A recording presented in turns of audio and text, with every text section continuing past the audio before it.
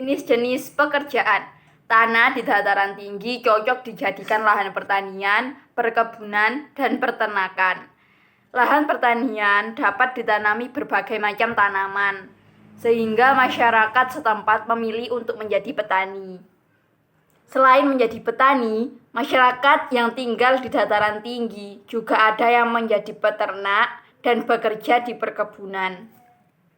Berbagai jenis pekerjaan di dataran tinggi. Yang pertama adalah perkebunan teh.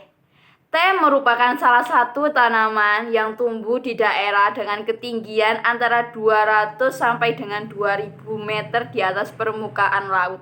Tanaman teh dapat tumbuh dengan baik di daerah dengan suhu antara 14 derajat sampai 25 derajat Celcius yang cukup mendapat curah hujan karena tanaman teh tidak tahan terhadap kekeringan. Yang kedua adalah peternakan sapi.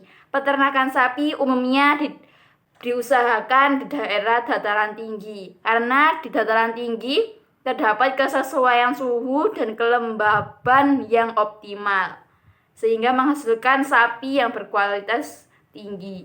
Yang ketiga adalah pertanian kentang. Pertanian kentang umumnya di daerah dataran tinggi. Tanah di dataran rendah lebih cocok dijadikan lahan tambak ikan, wisata pantai, ataupun kawasan industri. Pada umumnya, kota-kota besar yang ada di Indonesia berada di dataran rendah, sehingga penduduk yang tinggal di dataran rendah lebih banyak dibandingkan penduduk yang tinggal di daerah dataran tinggi.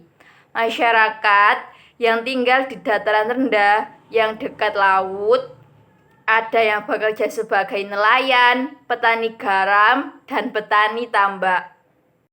Sementara masyarakat yang tinggal di kawasan perkotaan umumnya bekerja sebagai karyawan, buruh pabrik, dan lain-lainnya.